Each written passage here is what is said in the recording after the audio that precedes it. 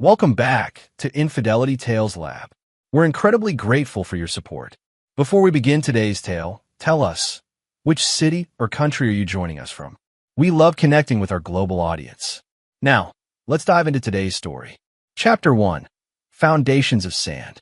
The autumn sun cast long shadows across Westbrook Preparatory's playground as Calvin Reeves checked his watch.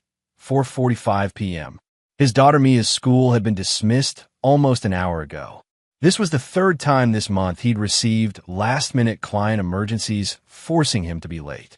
As chief architect at Horizon Designs, Calvin had built his reputation on attention to detail and unwavering reliability, qualities that made him feel all the more guilty as he hurried across the parking lot. Calvin was a man whose life had been built through planning.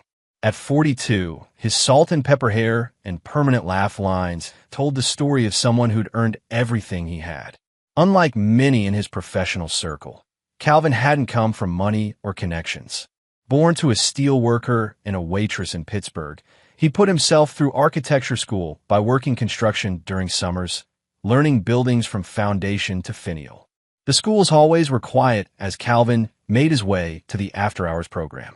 Through the classroom window, he spotted Mia sitting alone, her dark curls falling forward as she concentrated on a drawing. His heart clenched at the sight. In the past year, he'd noticed his 10-year-old daughter becoming increasingly withdrawn, her once exuberant personality fading like watercolors left in the sun. "Mr. Reeves," a voice called from behind him. "Do you have a moment?"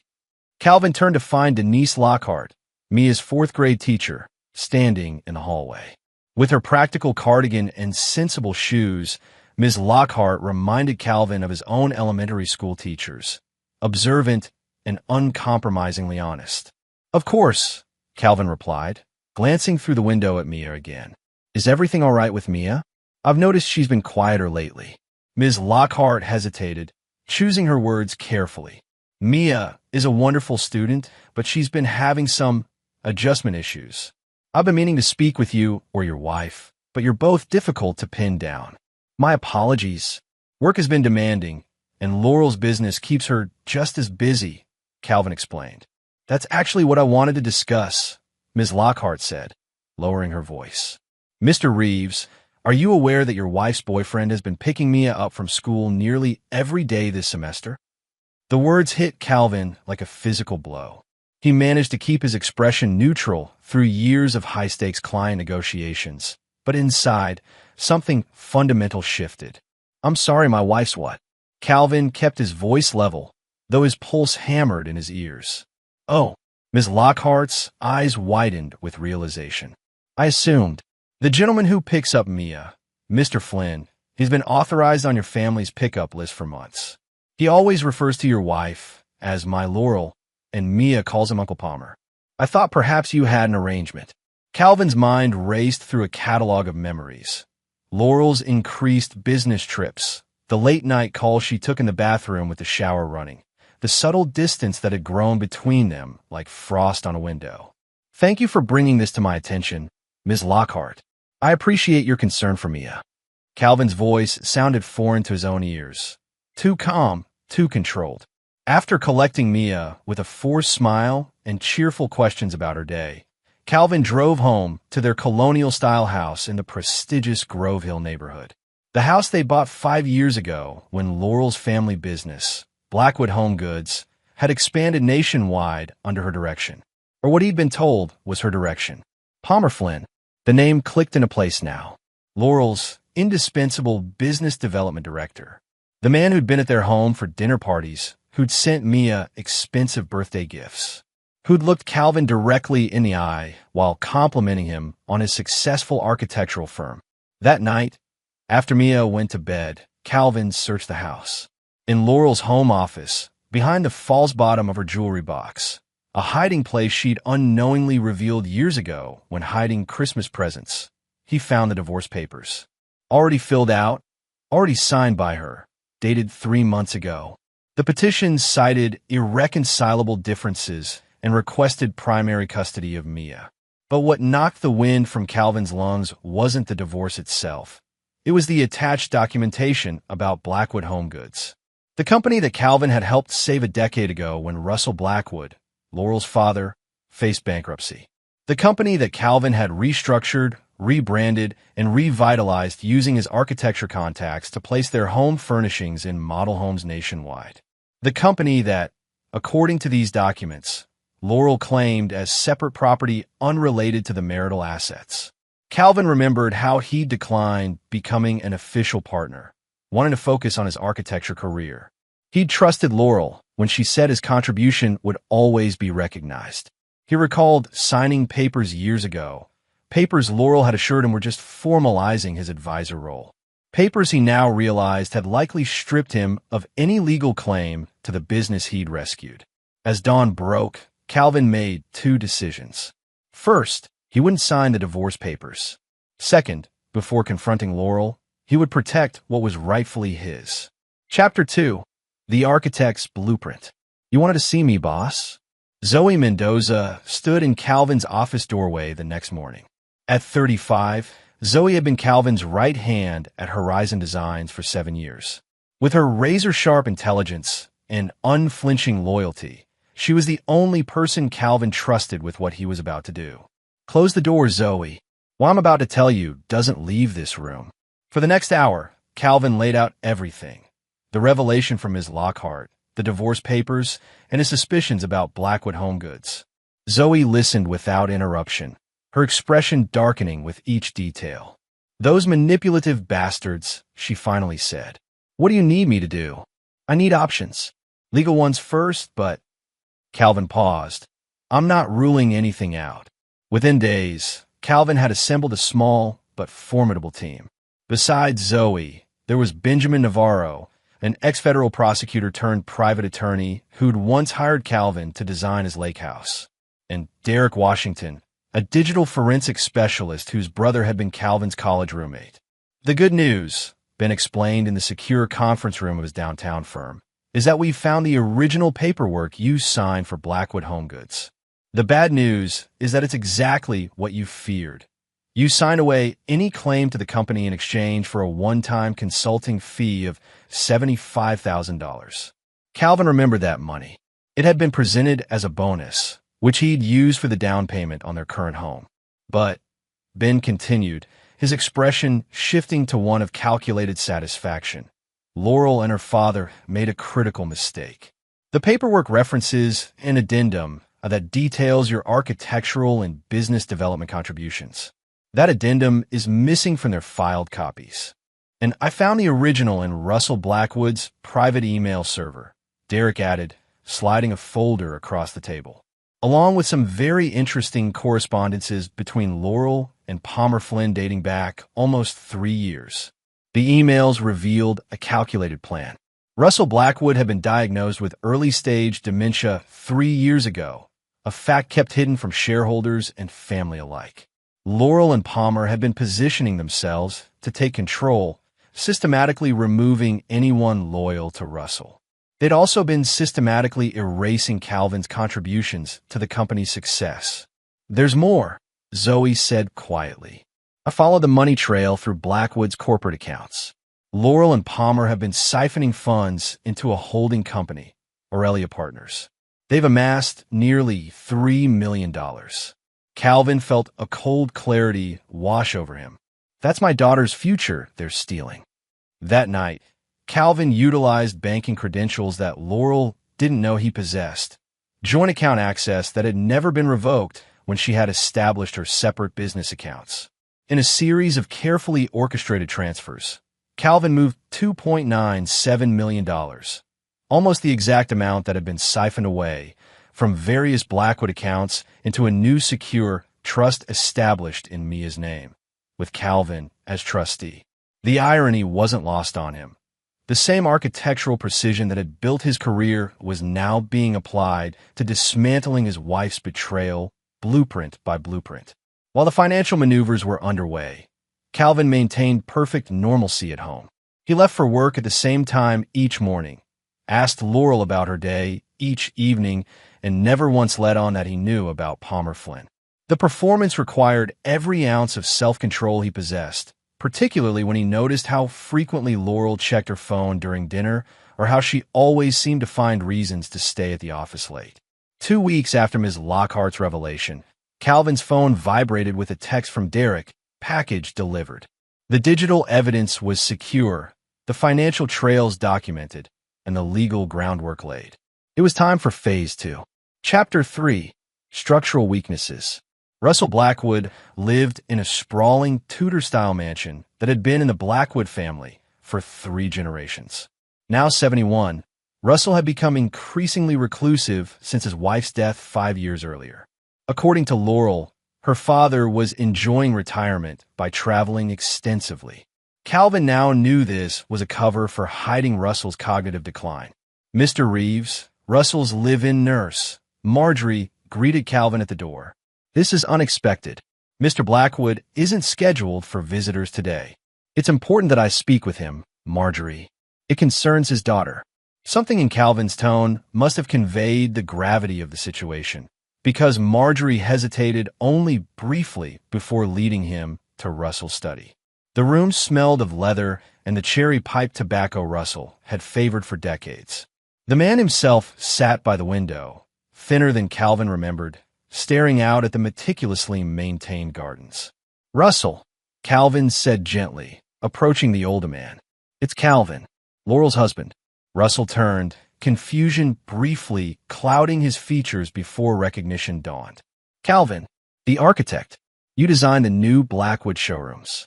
Brilliant work, doubled our foot traffic." For the next hour, Calvin carefully navigated a conversation with Russell, whose lucidity came and went like weak radio signals. What emerged was heartbreaking. Russell was aware enough to know something was wrong at his company, but had been systematically isolated by Laurel and Palmer. His nurse was instructed to limit his visitors, his phone calls were screened, and his mail was organized by Laurel's personal assistant. "She thinks I don't notice," Russell said during a moment of perfect clarity. "My daughter thinks because I forget things, I don't see what's happening. But I built that company from a single store. I know when something isn't right." By the end of the visit, Calvin had secured something invaluable. Russell's signature on a set of documents that Ben had prepared, officially reinstating Calvin as a consultant to Blackwood Home Goods with full access to company records. More importantly, Russell signed an affidavit stating that Calvin's contributions had been integral to the company's national expansion and that any agreements minimizing his role had not been made with Russell's informed consent. That night, Laurel announced she had to fly to Chicago for an emergency meeting with a major retailer.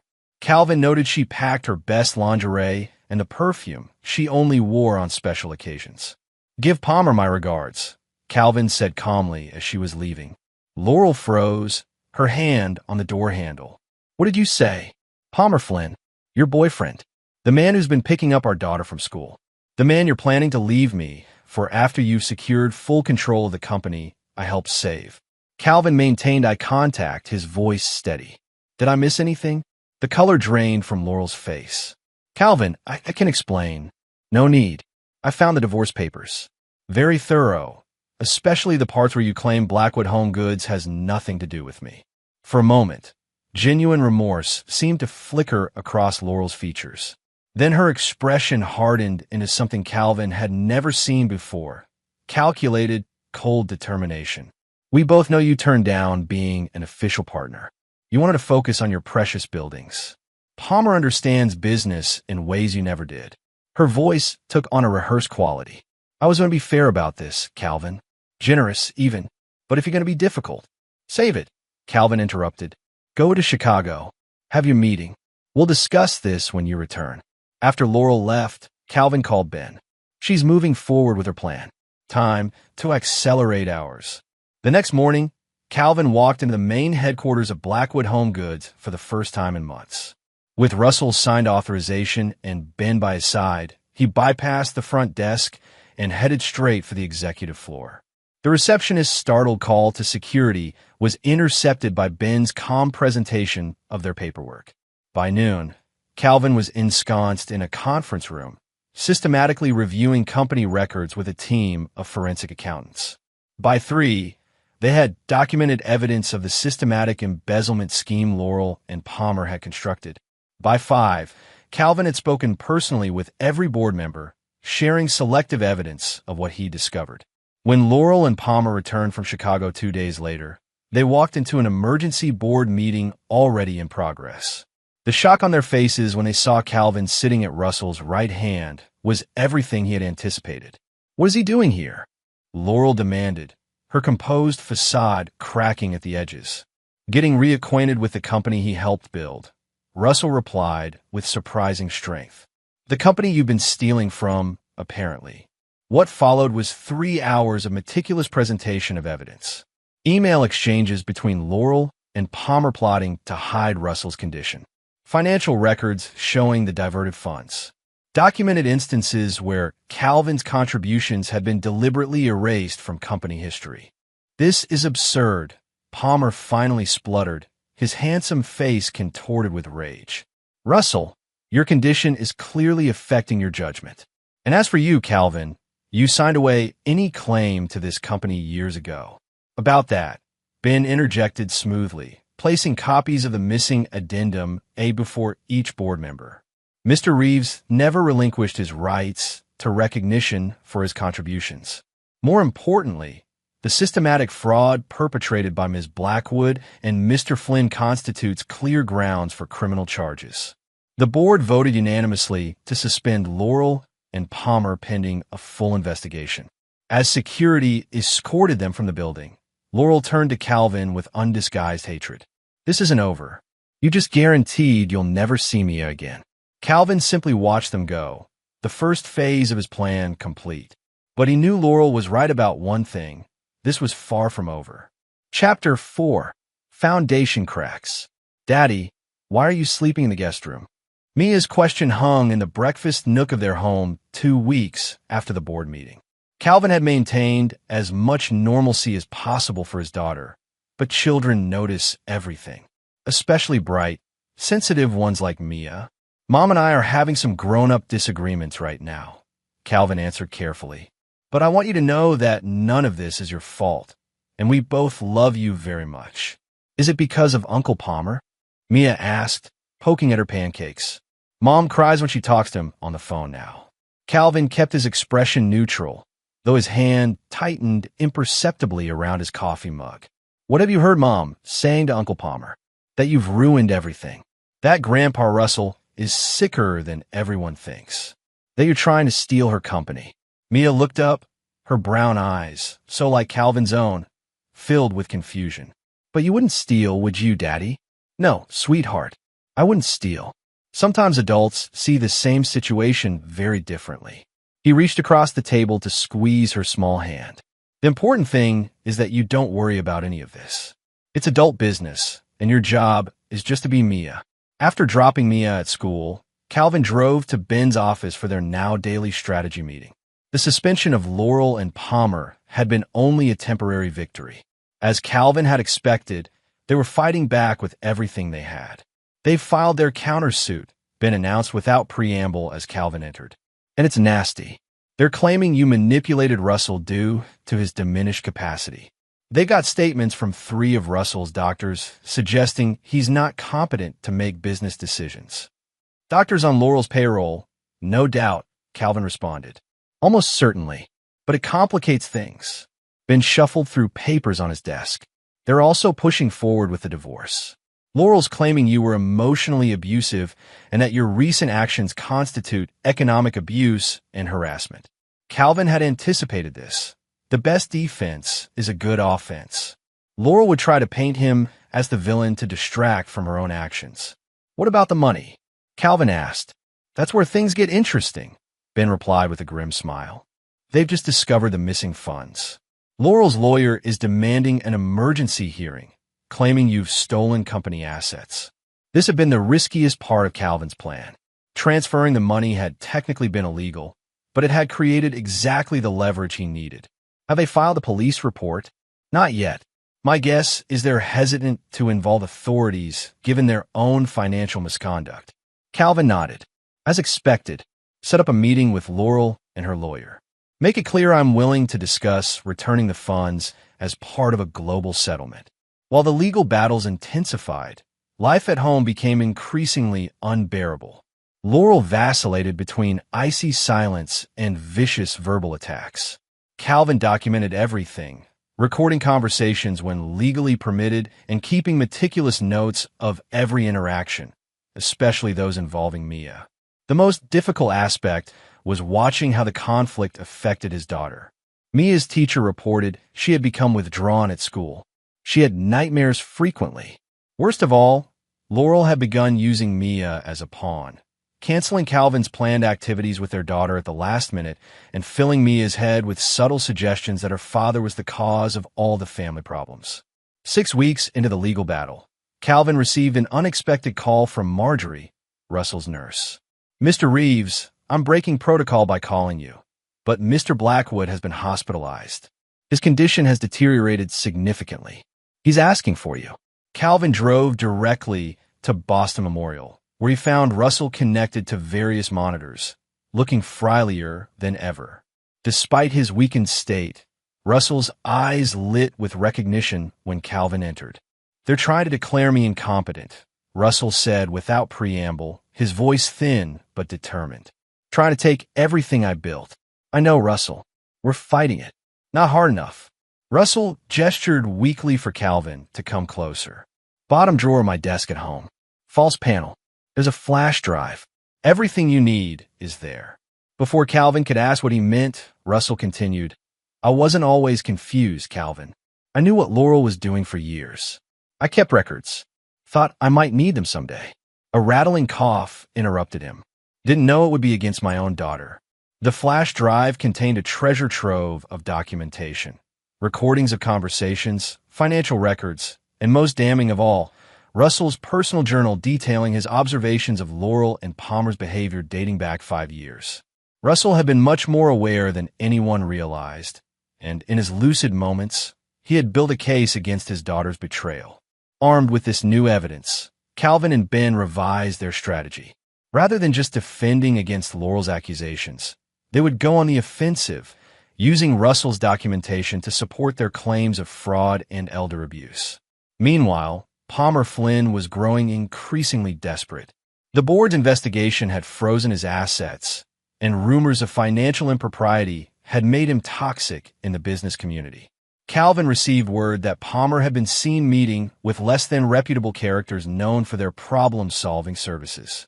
"We need to be careful," Zoe warned Calvin one evening as they worked late at Horizon Designs. "These people play by different rules. Palmer has nothing left to lose. Let him try something," Calvin replied, the cold determination that had become his constant companion hardening his voice. "It'll just give me one more advantage." 2 nights later, Calvin's home security system alerted him to movement in the backyard. The security cameras showed 2 men in dark clothing attempting to access the house through the garden door. Calvin calmly called the police, then activated the additional security measures he'd recently installed: bright floodlights and an alarm that would make the neighbors think a military base was under attack. The would-be intruders fled, but not before the cameras captured clear images of their faces. By morning, Ben had identified one of them as a former client of Palmer's with multiple assault charges in his background. "File for an emergency protection order," Calvin instructed Ben. "For both me and Mia. Make sure the petition highlights Palmer's connection to these men." The failed break-in proved to be a turning point. The judge granted the protection order, which prohibited Palmer from coming within 500 feet of Calvin or Mia. More significantly, it raised serious questions about Palmer's character just as the board was concluding its investigation. Laurel, recognizing that her position was weakening, attempted a new approach. She arrived at Calvin's office unannounced, dressed in the blue suit she knew he had always admired, her expression contrite. "Can we talk?" she asked, her voice deliberately soft. "Without the lawyers? For Mia's sake, if nothing else." Calvin gestured to the visitor's chair, his face revealing nothing of the contempt he felt. This was the woman who had shared his bed for 12 years, who had given birth to his child, who had once been his partner in every sense of the word. Now she was just another opponent to outmaneuver. "I've been thinking about what this is doing to Mia," Laurel began, her eyes welling with what appeared to be genuine tears. "She needs both her parents, Calvin. This war between us, it's hurting her more than anyone. I agree, Calvin replied evenly, which is why I've documented every time you've used her as a weapon against me. Canceled visit, lie you've told her about me, every time you've had Palmer pick her up from school against my explicit wishes. Laurel's facade cracked slightly. That's not fair. I was trying to maintain normalcy for her. By having your lover play daddy? Calvin's voice remained calm, though his eyes hardened. Let's not pretend this is about Mia's well-being. If you want to talk settlement, have your lawyer call Ben.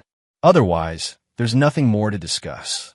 You've changed, Laurel said, rising to leave.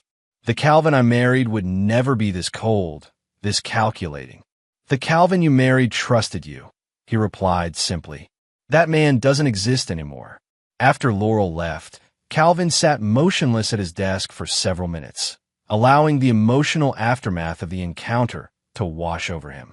There had been a moment, brief but undeniable, when he had felt the pull of their shared history. But then he remembered the divorce papers, hidden like a coward's knife. He remembered Mia's confusion and pain. He remembered Russell's betrayed trust. The time for sentiment had long passed. Now was the time for justice. Chapter 5. Load-bearing walls. The courthouse steps were slick with November rain as Calvin arrived for the preliminary hearing in the civil case against Laurel and Palmer. The past 3 months had been a grueling war of attrition. Legal motions, countersuits, and increasingly desperate attempts by Laurel to regain control of Blackwood Home Goods. Ready for this? Ben asked as they climbed the steps, sheltered under a large black umbrella. As ready as I'll ever be, Calvin replied.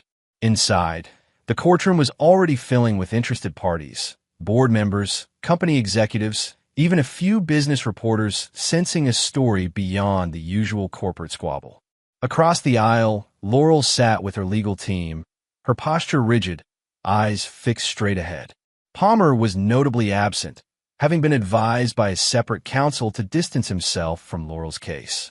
Judge Miranda Watkins, known for her no-nonsense approach and intolerance for legal gamesmanship, entered the courtroom. Before we begin formal arguments, she announced after the preliminary matters were addressed, I want to be clear. I've reviewed the filings from both sides, and I'm disturbed by the accusations flying back and forth. This appears to be both a business dispute and a family matter spinning out of control. The judge turned her steely gaze to Calvin. Mr. Reeves, you are alleged to have transferred nearly $3 million from Blackwood corporate accounts without authorization. Do you deny this? No, Your Honor, I do not, Calvin answered steadily.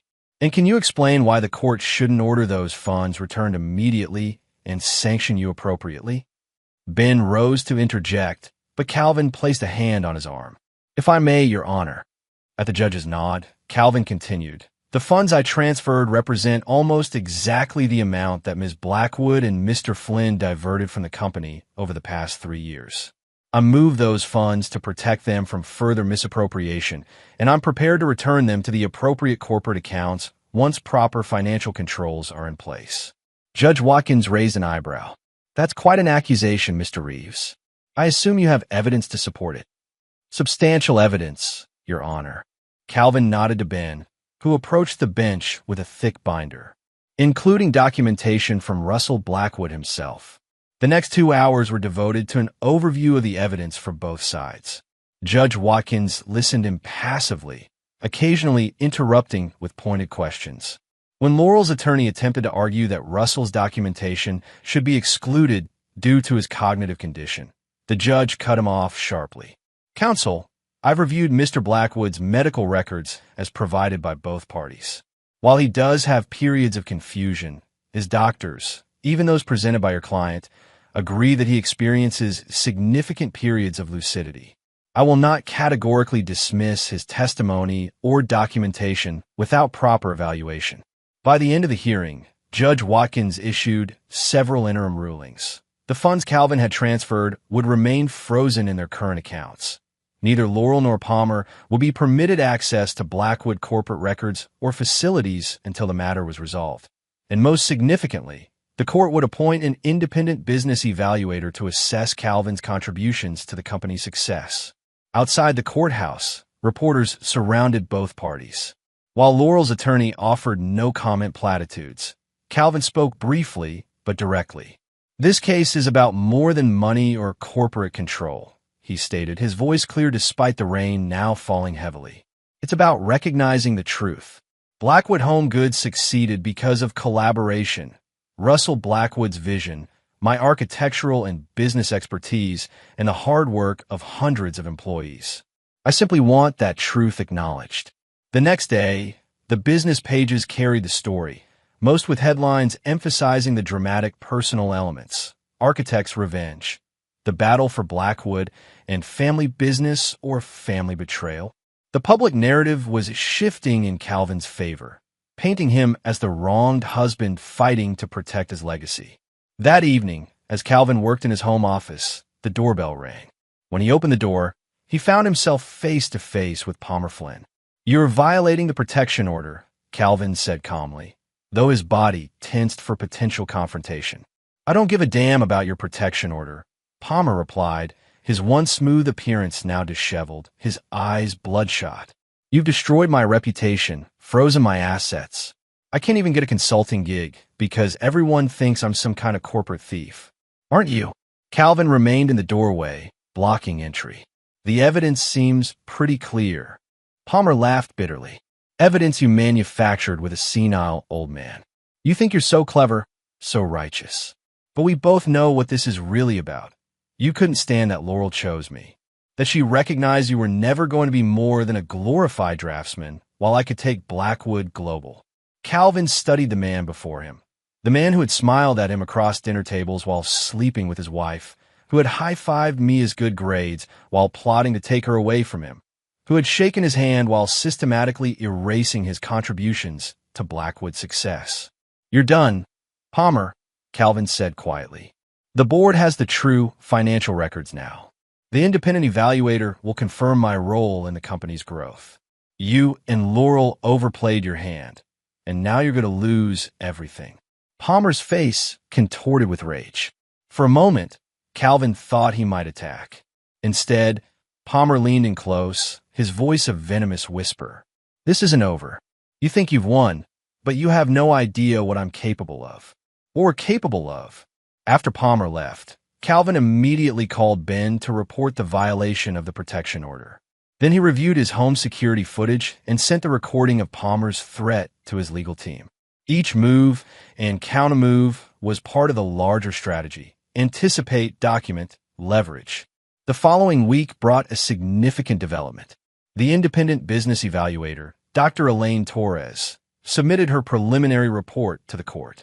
Her conclusion was unequivocal. Calvin's architectural innovations and business strategies have been central to Blackwood Home Goods' national expansion. Conservative estimates valued his contribution at approximately 40% of the company's growth over the past decade. This assessment changed the legal landscape dramatically. If accepted by the court, it meant Calvin had a legitimate claim to a substantial portion of the company's value, far more than the one-time payment he had received. It also validated his assertion that Laurel and Palmer had deliberately minimized his role to maintain control. Laurel's response was immediate and desperate. She filed an emergency motion challenging Dr. Torres's qualifications and methodology. When that failed, she attempted a new angle, claiming that Calvin's recent actions constituted corporate espionage and violated various non-disclosure agreements. "She's throwing everything at the wall to see what sticks," Ben observed during their strategy session. "It's the approach of someone who knows they're losing." But Laurel had one more card to play, one that struck at Calvin's most vulnerable point. She filed for emergency sole custody of Mia, claiming that Calvin's obsessive pursuit of the Blackwood case had made him an unfit parent. The petition included statement from Mia's new therapist, one Calvin had never met and didn't know existed, suggesting that Mia felt unsafe with her father's unpredictable behavior. The custody filing blindsided Calvin. While he had anticipated and prepared for nearly every other move in this chess game, he had not expected Laurel to use Mia so blatantly. It was the one area where his strategic calculation faltered, where emotion threatened to override reason. "She can't do this," Calvin said, pacing Ben's office after receiving the filing. "She can't use our daughter as leverage."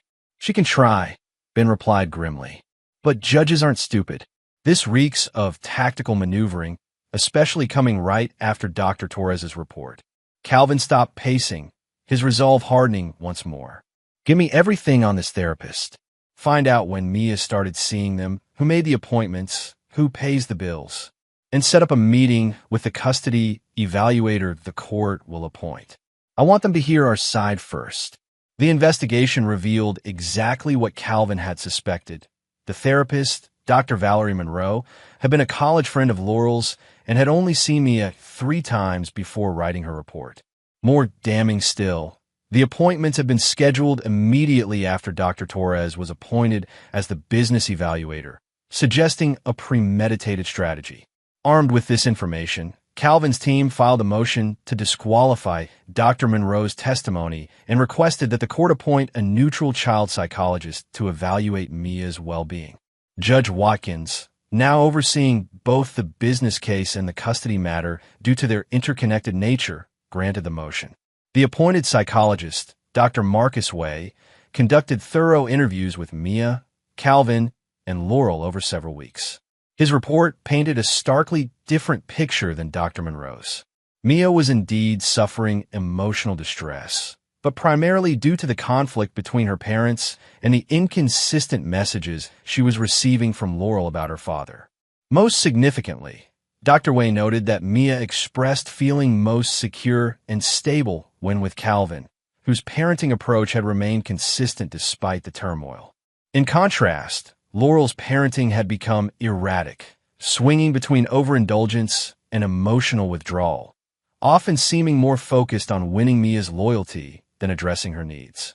The custody hearing was scheduled for early December, just 2 weeks before the final hearing in the business case. As the date approached, Calvin received an unexpected phone call from Russell Blackwood's attorney. Mr. Blackwood passed away last night, the attorney informed him solemnly. Peacefully, in his sleep, he amended his will recently and requested that you attend the reading tomorrow. Calvin felt genuine grief at the news. Despite their complicated relationship in recent years, he had respected Russell immensely. The man had built a business from nothing, weathered countless challenges, and maintained his dignity even as his mind and body betrayed him. The will reading the next day delivered Russell's final surprise. He had left controlling interest in his shares of Blackwood Home Goods to a trust, with Calvin named as one of 3 trustees alongside Russell's longtime friend and attorney. Laurel received a significant financial inheritance, but no direct control of the company. Most astounding was the letter Russell had prepared to be read after his will, addressed directly to Calvin. You saw value in my company when others, including my daughter, saw only a fading legacy. You respected my vision while adding your own. Most importantly, you fought for the truth when it would have been easier to walk away. I entrust Blackwood's future to you, not out of spite toward Laurel, but because you embody the principles on which I built this company. As Calvin left the attorney's office, he found Laurel waiting by his car, her expression a complex mixture of grief, rage, and defeat. Happy now? She asked bitterly. You've taken everything. Calvin regarded her thoughtfully. The woman before him bore little resemblance to the passionate, ambitious partner he had married. Whether she had changed or he had simply been blind to her true nature, he couldn't say with certainty. I never wanted to take anything from you, Laurel. I just wanted recognition for what I built and protection for Mia's future. You expect me to believe that? Laurel laughed harshly. This whole revenge campaign, the money, the court cases, turning my own father against me. It was all about your precious recognition. It was about justice, Calvin replied simply. Something you and Palmer seemed to have forgotten existed. Laurel's face hardened. This isn't justice. This is you winning at all costs. But remember, Calvin, in war, there are always casualties. As she walked away, Calvin felt a chill that had nothing to do with the December air. Laurel's words had sounded distinctly like a threat, and with the custody hearing approaching, he couldn't afford to underestimate her desperation. Chapter 6: Structural Collapse. The evening before the custody hearing found Calvin working late at Horizon Designs, finalizing a presentation for a potential major client. Life and business continued despite the personal turmoil. Zoe had stayed to help, their easy professional rhythm unaffected by the stress of recent months. "You should go home, get some rest before tomorrow," Zoe advised, noting Calvin's exhausted appearance. "Soon," he promised. "I just need to finalize these renderings." Calvin's phone rang. Marissa Delgado, the neighbor who was watching Mia while Calvin worked and Laurel attended a pre-funeral gathering for her father. "Calvin, you need to come home now." Marissa's voice was tight with controlled panic. "Mia's gone." The world tilted on its axis. "What do you mean, gone?" "I went to check on her after putting my kids to bed, and she wasn't in her room. The back door was unlocked. I've searched the whole house, the yard. She's not here, Calvin." Calvin was already grabbing his coat, signaling frantically to Zoe. "Call the police. I'm on my way." The next hour was a blur of police questions, neighbors joining the search, and frantic calls to anyone who might have seen Mia. Calvin tried repeatedly to reach Laurel, but got no response. When the police asked about custody arrangements and whether Laurel might have taken Mia, Calvin hesitated. Could Laurel have done something so reckless, so potentially damaging to her own custody case? As midnight approached with still no sign of Mia, Calvin's phone finally rang with Laurel's number. But it was Palmer's voice that answered. "Looking for your daughter, architect." The slurred words suggested Palmer had been drinking. "Maybe you should check your precious company. Isn't that what you care about most?" "Palmer, where is Mia?" Calvin fought to keep his voice level as he motioned to the police officer beside him to listen in. "Consider this a negotiation," Palmer replied. "You want your daughter back safely? Sign over your trustee position at Blackwood. Withdraw all your claims. Confess to the judge that you manipulated Russell and fabricated evidence against us." Cold rage flooded Calvin's system. "Let me speak to Mia." After a moment of rustling, Mia's frightened voice came through. "Daddy, I want to come home. Uncle Palmer said we're playing a game, but I don't like it." "It's okay, sweetheart," Calvin said, forcing confidence into his voice. "You're going to be okay. I'm coming to get you." The call ended abruptly. The police officer immediately began coordinating with dispatch, putting out an Amber Alert and organizing units to begin searching properties associated with Palmer and Laurel. Calvin's phone rang again, this time with a text message containing an address in the industrial district where Blackwood maintained its main warehouse. "Midnight. Come alone, or we call this whole thing off." Showing the message to the police, Calvin insisted on going despite their objections. "He knows me. If he sees police, there's no telling what he might do." A compromise was reached. Calvin would approach alone, but with police positioned discreetly nearby and a tracking device and wire concealed on his person. The warehouse loomed dark and imposing as Calvin parked outside. Following Palmer's texted instructions, he entered through a side door, finding himself in the cavernous main storage area, dimly lit by emergency lighting. "I'm here," Calvin called out, his voice echoing in the vast space. "Where's my daughter?" Palmer emerged from behind a stack of crates, looking disheveled and unhinged. The great Calvin Reeves, finally somewhere he can't control everything. "Where's Mia?" Calvin repeated. "Safe. For now." Palmer gestured vaguely toward the back offices. "Laurel's with her. Laurel's part of this." Even after everything, Calvin had trouble believing she would endanger their daughter. "Not exactly." Palmer laughed bitterly. "She thinks I brought Mia here to talk to you about a settlement. Doesn't know about our little custody insurance plan." Understanding dawned. "She doesn't know you've kidnapped our daughter." Such an ugly word, kidnap. Palmer moved closer, the smell of whiskey evident on his breath. "I prefer leveraging an asset. Something you should understand, given how you've been playing this game." Calvin maintained his composure with effort. "This isn't a game, Palmer. It's my daughter's life. If anything happens to her, nothing will happen if you do exactly what I say." Palmer pulled papers from his jacket. "Sign these. They transfer your trustee position to Laurel and withdraw all your claims against Blackwood. Sign them, and you get Mia back, no harm done." Calvin took the papers, pretending to review them. "And if I refuse?" Palmer's expression darkened. "Then things get complicated. Maybe Mia gets lost somewhere, no one will find her for a while." Maybe there's an unfortunate accident at this condemned warehouse. The warehouse isn't condemned, Calvin noted, playing for time as he knew the police were positioning themselves. It will be after the fire. Palmer produced a lighter, flicking it meaningfully. Old wiring in these places. So dangerous. Calvin heard a noise from the direction Palmer had indicated earlier. Mia's voice, calling for her mother. The sound galvanized him. "Let me see her first," Calvin demanded. "Let me know she's unharmed, and then I'll sign." Palmer hesitated, then nodded. "Follow me." But no tricks.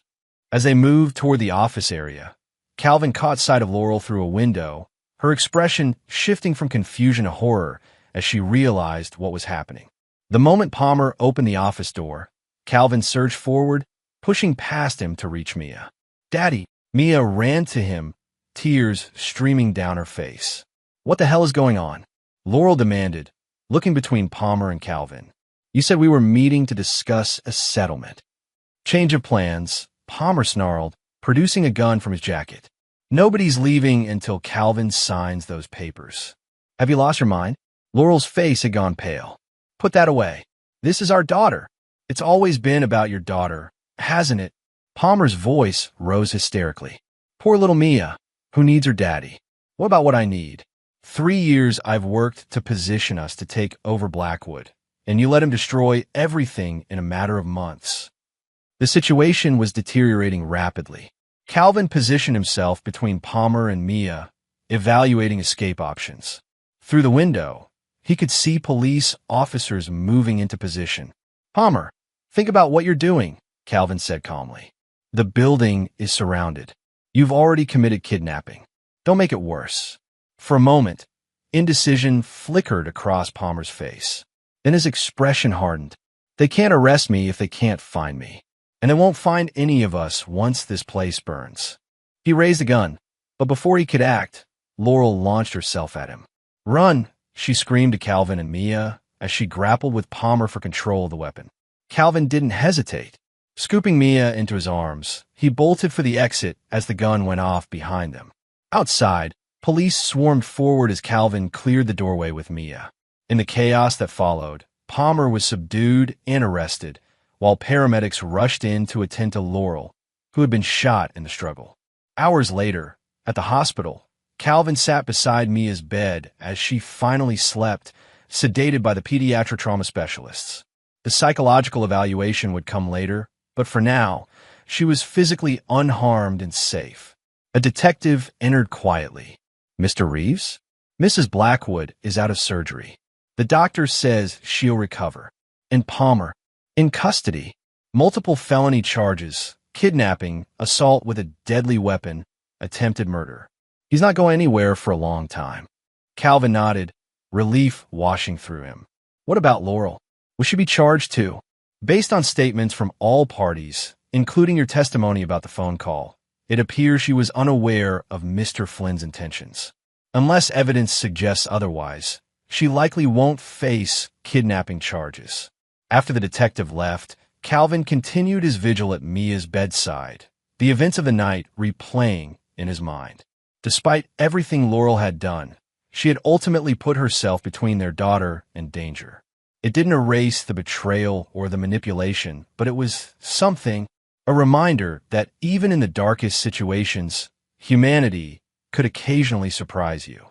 The custody hearing scheduled for the next day was postponed in light of the events. When it finally took place 2 weeks later, the landscape had changed dramatically.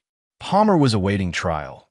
Laurel was recovering physically while facing her own legal consequences for the financial fraud, and Calvin had been granted temporary full custody of Mia, who was receiving intensive therapy to process the trauma. The judge, after reviewing the events and all evidence, issued her ruling with unmistakable clarity. Given the totality of circumstances, primary physical custody is awarded to Calvin Reeves, with Laurel Blackwood granted supervised visitation pending completion of court-mandated counseling and parenting classes. It was, in many ways, a Pyrrhic victory. Calvin had protected Mia and secured his rightful place at Blackwood, but at enormous cost. His daughter would carry the scars of that night for years to come. The company he had helped build was now shadowed by scandal, and the family he had once treasured had been irreparably broken. Yet as he tucked Mia into bed that night, listening to her breathing slowly even out into sleep, Calvin felt something he hadn't experienced in months: peace. Not happiness, not triumph, but the quiet certainty that he had done what was necessary to protect what mattered most. The road ahead would be long and difficult, rebuilding Mia's sense of security, restructuring Blackwood after the upheaval, redefining his own life in the aftermath of betrayal. But for the first time since that fateful conversation with Ms. Lockhart, Calvin believed that reconstruction was possible. After all, he was an architect. Building something beautiful from wreckage was what he did best. Chapter 7. Laying New Foundations. Spring arrived in Boston with its usual tentative optimism: pale green buds on the trees, crocuses pushing through the last patches of snow, and the air carrying the promise of renewal. For Calvin, the changing season mirrored his own cautious emergence from the dark winter of the past 6 months. Since the warehouse incident, life had acquired a new rhythm. Calvin had moved with Mia to a modern townhouse in Cambridge, closer to her new school and farther from painful memories. Each morning began with their shared ritual: breakfast at the kitchen island, reviewing Mia's assignments, and their special handshake before he dropped her at school. Dr. Wei had suggested consistent routines to help rebuild Mia's sense of security, and Calvin had embraced the advice with characteristic thoroughness. At Blackwood Home Goods, a different kind of reconstruction was underway. As trustee, Calvin had implemented sweeping changes, bringing in new leadership and refocusing the company on the innovative architectural integration that had fueled its original success. The scandal surrounding Laurel and Palmer had initially threatened the company's reputation, but Calvin's transparent handling of the crisis had gradually restored confidence among clients and investors. Today marked a significant milestone. The custody arrangement was up for review, and Laurel had petitioned for expanded visitation rights. Since the warehouse incident, her relationship with Mia had been limited to supervised visits twice a month, conducted under the watchful eye of a court-appointed monitor. "Are you sure you're ready for this?" Zoe asked as they walked toward the courthouse. In the aftermath, she had become not just Calvin's professional partner, but a trusted confidant and friend to both him and Mia. "No," Calvin admitted, "but it's not about me. Mia needs some kind of relationship with her mother, however complicated." Inside, Laurel was already seated with her attorney. The physical changes in her were striking. She appeared thinner, more subdued, her once impeccable style now more conservative and restrained. When she made eye contact with Calvin, there was none of the previous hostility, only a weary resignation. The hearing proceeded with clinical efficiency. Laurel had completed all court-mandated requirements: therapy, parenting classes, community service for her role in the financial fraud. Dr. Wei testified that while Mia continued to show anxiety around her mother, limited but regular contact would be beneficial to her long-term emotional health. When the judge granted Laurel unsupervised visitation 1 weekend per month, with additional supervised intervisits twice weekly, Calvin accepted the ruling without objection. The past months had taught him that some battles weren't worth fighting. Preserving Mia's well-being meant finding workable compromises, even with Laurel. Outside the courtroom, Laurel approached Calvin hesitantly. "Thank you for not contesting the visitation." Calvin nodded. "Mia needs both her parents." Laurel seemed to struggle for words. "I know you have no reason to believe anything I say, but I am sorry, Calvin. Not just for what Palmer did, for all of it. I lost myself somewhere along the way." Calvin studied her, searching for the manipulation he had grown so accustomed to detecting in her words. Instead, he found only exhaustion and what appeared to be genuine regret. "We all lost something," he finally replied. "Let's focus on making sure Mia doesn't lose anymore." Later that day, Calvin received an unexpected visitor at his Horizon Designs office. Jasper Montgomery, CEO of New Summit Development, one of the largest commercial real estate companies on the East Coast. "I've been following your work for years," Jasper explained after introductions. "But I've been particularly impressed by how you've handled the Blackwood situation. Not many people could navigate that kind of personal and professional crisis with such architectural precision. Calvin smiled faintly at the metaphor. I appreciate that, though I wouldn't recommend my approach as a business strategy. On the contrary, Jasper leaned forward. It demonstrated exactly the qualities New Summit values: integrity, strategic thinking, and the ability to rebuild after catastrophe, which is why I'm here to offer you a partnership. The proposal was extraordinary. New Summit wanted to establish a joint venture with Horizon Designs, combining Calvin's architectural innovation with their development resources. The potential scale dwarfed anything Calvin had previously undertaken. This would be a complete game-changer for your firm, Jasper continued. And the timing couldn't be better, with the downtown revitalization project coming up for bids next month. Calvin considered the offer carefully. I need to review the specifics, particularly regarding my ongoing commitments to Blackwood. Of course. Take your time. Jasper rose to leave. But there is one condition I should mention. This partnership would require your full creative focus. New Summit would expect you to divest your interests in Blackwood. After Jasper left, Calvin sat motionless at his desk, contemplating the crossroads before him. The New Summit partnership represented everything he had worked toward professionally: recognition, creative freedom, financial security for Mia. Yet divesting from Blackwood felt like abandoning a responsibility, particularly to the employees who had weathered the recent turmoil. That evening, as Calvin prepared dinner with Mia's enthusiastic but messy assistants, his phone rang with an unfamiliar number. Calvin Reeves, he answered, balancing the phone while helping Mia measure pasta. Mr. Reeves, this is Judge Watkins. The distinctive voice of the judge who had presided over both the Blackwood case and the custody hearings was unmistakable. I hope I'm not interrupting. Not at all, Your Honor, Calvin replied, surprised by the personal call. What can I do for you? This is somewhat unconventional, but I wanted to inform you personally before it becomes public record. There's been a significant development in Palmer Flynn's case. Calvin moved away from Mia, lowering his voice. What kind of development? In exchange for certain considerations in sentencing, Mr. Flynn has provided extensive documentation regarding financial transactions at Blackwood dating back nearly a decade. Documentation that appears to exonerate you completely from any wrongdoing regarding the transferred funds. Relief washed through Calvin. While he had been confident in his legal position, the lingering cloud of the financial allegations had complicated both the custody arrangements and his leadership at Blackwood. There's more, Judge Watkins continued. The documentation also includes evidence that Russell Blackwood had intended to name you as an equal partner in the company as early as 5 years ago. It appears Laurel and Palmer deliberately concealed these intentions and manipulated the paperwork you signed. After ending the call, Calvin stood by the window, watching the sunset cast long shadows across Cambridge.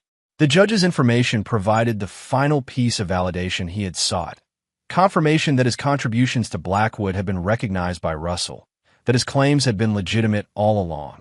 Yet strangely, the vindication felt hollow. The man he had been a year ago would have savored this triumph, would have immediately leveraged it to consolidate his position at Blackwood. But that man had been replaced by someone who understood that justice and victory weren't always the same thing. Daddy? The water's bubbling, Mia called, pulling him back to the present, to their half-cooked dinner, to homework waiting to be checked, to the simple reality that had become more precious than any professional achievement. Coming, sweetheart, he replied, returning to the task at hand while a plan began forming in his mind. Not for revenge or vindication this time, but for something far more important: closure. Chapter 8. Redesigning the Structure. The Blackwood Home Goods headquarters buzzed with anticipation on a bright June morning. The quarterly board meeting promised to be momentous, the first since Palmer Flynn's plea deal had been finalized and Judge Watkins had issued her ruling on the company's ownership structure. Calvin arrived early, taking a moment to appreciate the building he had designed nearly a decade ago. The soaring glass atrium captured the morning light, illuminating the central display of Blackwood's signature pieces, furniture that blended functionality with architectural elegance. It remained his favorite project, not just for its aesthetic success, but for what it had represented. The perfect harmony of his artistic vision and Russell Blackwood's practical business sense. In the boardroom, familiar faces greeted Calvin with varying degrees of warmth. Some board members had stood by him throughout the ordeal. Others had hedged their bets, waiting to see which faction would prevail. Laurel was present as well, seated quietly at the far end of the table, her role now reduced to that of minority shareholder. "Let's call this meeting to order," Calvin began once everyone was settled. "As you know, Judge Watkins has issued her final ruling on the company's ownership structure, confirming the validity of Russell's wishes as expressed in his will and supported by the evidence provided during Mr. Flynn's legal proceedings." There were nods around the table. The ruling had been front-page news in the business section, a definitive victory for Calvin that cemented his control of Blackwood. "What you don't know," Calvin continued, "is that I've spent the past month in discussions with several interested parties regarding Blackwood's future direction." Murmurs rippled through the room. Laurel looked up sharply, her expression wary. "I've received multiple offers to acquire majority control of Blackwood," Calvin explained, displaying the proposals on the boardroom screen. "Each represents a significant premium over current valuation and include provisions for retaining most of our workforce." "You're selling the company?" The incredulous question came from Harold Jensen, the board's longest-serving member and Russell's former friend. "After everything you went through to gain control?" Calvin smiled slightly. "Not exactly. What I'm proposing is a restructuring, one that honors Russell's legacy while allowing Blackwood to evolve." Over the next hour, Calvin outlined his vision. Blackwood would be reorganized into two distinct entities. The manufacturing and retail operations would be acquired by Meridian Home Brands, a respected industry leader known for treating employees well. The architectural design division, Russell's original passion and Calvin's primary contribution, would be spun off as a separate company called Blackwood Design Partners. This approach preserves the best of what Russell built while acknowledging the reality that our company needs fresh capital and leadership to thrive in today's market, Calvin concluded. Most importantly, it ensures that the employees who remained loyal through the recent turmoil will be secure. The board discussion was vigorous, but largely supportive. The numbers were compelling. The combined value of the proposed transactions exceeded what any had expected possible in the wake of the scandal. By the time the vote was called, approval was nearly unanimous. Only Laurel abstained, her expression unreadable as the meeting adjourned. Calvin found her later in Russell's old office, now temporarily his, staring at the architectural model of the first Blackwood showroom that still occupied a place of honor on the credenza. "You're really letting it go," she said without turning. "After everything." "I'm transforming it," Calvin corrected gently, "into something that can survive without us tearing each other apart." Laurel finally faced him. "And my shares? What happens to those in this grand transformation?" "They'll be worth considerably more than they are now," Calvin replied. "You'll be bought out at the same premium as other shareholders. Financially, you'll do very well." "It was never about the money for you, was it?" Laurel's question held genuine curiosity rather than accusation. "No," Calvin acknowledged. "It was about recognition, about the truth." Laurel nodded slowly. "For what it's worth, I do regret how it all happened. Not just Palmer's insanity at the end, but all of it. The lies, the manipulation. We could have been partners in every sense if I'd been brave enough to be honest." "Perhaps," Calvin allowed. "But we're here now, and we still have one partnership that matters. Raising Mia." A ghost of a smile touched Laurel's lips. "She told me about her science project last visit. The one you stayed up all night helping her finish. She was so proud." "She's resilient," Calvin said. "More than either of us deserved." As Laurel prepared to leave, she paused at the door. "What will you do now?" "After the restructuring, I've been offered a partnership with New Summit Development," Calvin replied. "A chance to design on a scale I've never attempted before." "You'll be brilliant at it," Laurel said simply, and for the first time in years, her words to him held no hidden agenda, no manipulation, just a straightforward acknowledgement of truth. After she left, Calvin remained in the office, contemplating the model that had started everything, his first collaboration with Russell, the design that had saved Blackwood from bankruptcy and launched its national expansion. He ran his fingers over the miniature facade, remembering the late nights and heated debates that had produced it. The pride when Russell had first seen the completed showroom and declared it the future of Blackwood. In many ways, that moment had been the beginning of all that followed. The success, the betrayal, the fight for recognition. But it had also been the seed of something Calvin had nearly lost sight of during the bitter battle. The pure joy of creation, of seeing his architectural vision take physical form. The restructuring would be finalized within months. The new Summit partnership would begin shortly thereafter. But tonight, Calvin had a more important engagement. Mia's school play, where she was performing as the narrator, a role she had practiced relentlessly for weeks. As he left the Blackwood building for what might be one of the last times as its controlling trustee, Calvin felt not the triumph he had once imagined, but something quieter and more profound, the certainty that he was finally building the right things. Chapter 9. The Finished Design. 5 years later, Calvin stood at the podium in the grand ballroom of the Westbrook Hotel, surveying the gathered crowd of architects, developers, city officials, and media. The new Summit Horizon partnership had culminated in tonight's unveiling of their most ambitious project, the Renaissance District, a 15-block redevelopment that had transformed a neglected area of Boston's waterfront into a vibrant mixed-use neighborhood. Architecture isn't just about buildings, Calvin began, his voice carrying easily through the hushed room. It's about creating spaces where lives unfold, where communities form, where futures are built. 5 years ago, when we proposed this project, many called it impossible, too ambitious, too complex, too many competing interests to satisfy. On the screens behind him, images of the completed district appeared. Affordable housing units with innovative shared spaces, small business incubators, public parks integrated with historical landmarks, and at the center, the striking silhouette of the Community Arts Center that had become the project's iconic symbol. What made this project succeed wasn't just design or financing, Calvin continued. It was remembering that every stakeholder deserved recognition, that every voice contributed to the ultimate vision. It was about building partnerships based on truth and mutual respect. In the front row, 15-year-old Mia sat beside Zoe, who had become Calvin's partner in business and, more recently, in life. Mia's face shone with pride as she watched her father accept the Urban Design Excellence Award, the architectural profession's highest honor for community-focused development. After the ceremony, as guests mingled during the reception, Calvin was surprised to see Laurel approach, elegant in a simple black dress, her hair now styled in a sophisticated gray-streaked bob. "Congratulations," she said, offering her hand. "It's truly extraordinary, Calvin.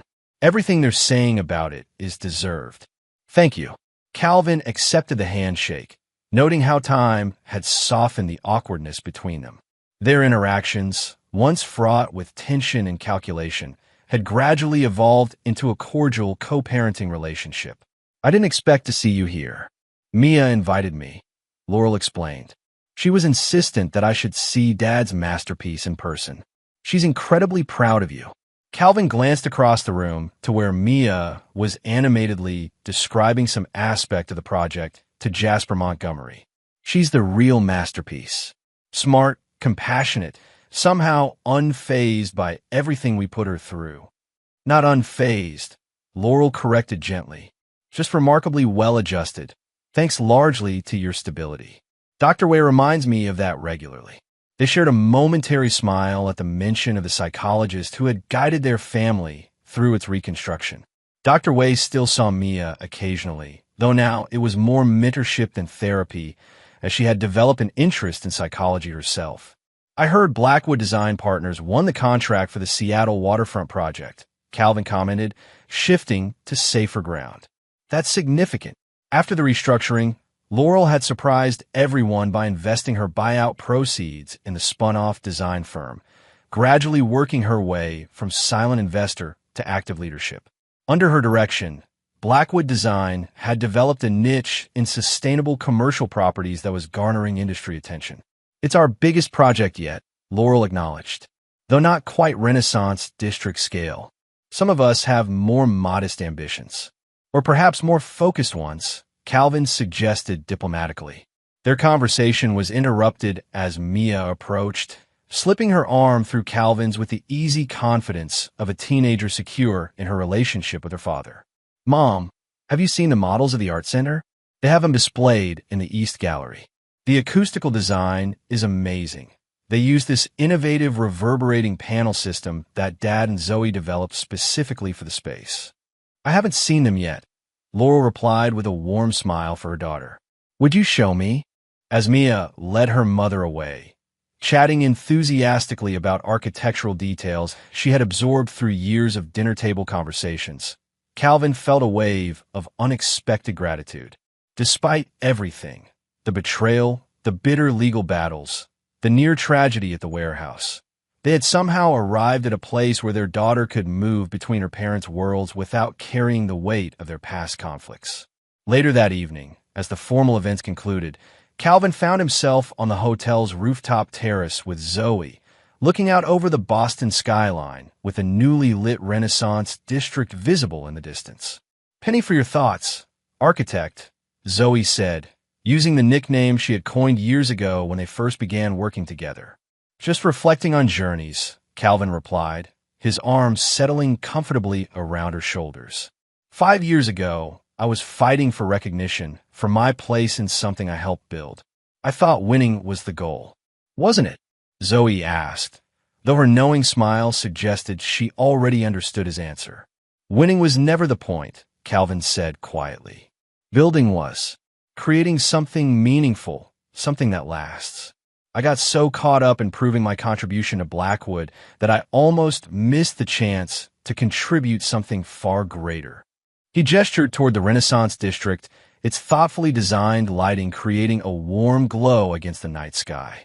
Unlike most urban developments, the project had prioritized community needs alongside profitability, creating spaces where people of various income levels could live, work, and connect. It had required all of Calvin's architectural skill and business acumen. But more importantly, it had demanded the wisdom he had painfully acquired through the Blackwood ordeal, understanding that true legacy came not from recognition, but from impact. "You know what I find fascinating?" Zoe mused, her gaze following his toward the district. "That warehouse, where everything came to a head, it was right in the middle of what's now the Arts Center Plaza. You literally built something beautiful over the darkest moment." Calvin hadn't planned it that way consciously, but the symbolism wasn't lost on him. The warehouse had been demolished early in the development process, its negative associations erased by new construction that emphasized community and creativity. "Speaking of building things," Zoe continued, turning to face him directly, "I've been thinking about our own foundation." Calvin recognized the meaningful inflection in her voice. They had been discussing marriage recently, approaching the subject with the careful consideration both their professional training and personal histories demanded. "I believe we have excellent architectural fundamentals," he replied with a smile, taking her hands in his. "Strong shared values, compatible design aesthetics, proven structural integrity under stress." Zoe laughed. "Always the architect with your building metaphors. But yes, I agree with that assessment. So perhaps it's time to finalize the blueprints?" In response, Calvin reached into his pocket and produced a small velvet box. Inside was not a traditional engagement ring, but a miniature architectural model, a perfect replica of their favorite shared space, the riverside studio where they had worked late so many nights, rendered in silver and gold. "It's a custom design," he explained as Zoe examined it with widening eyes. "The actual ring is inside the model. You have to open the central skylight." When she did, revealing the platinum band set with sapphires that match her eyes, Zoe's expression transformed from surprise to absolute certainty. "Yes," she said simply. "Let's build this together." 2 days later, as Calvin helped Mia with her trigonometry homework at the kitchen island of their Cambridge home, his phone buzzed with a text from Laurel. "Just heard from Jasper.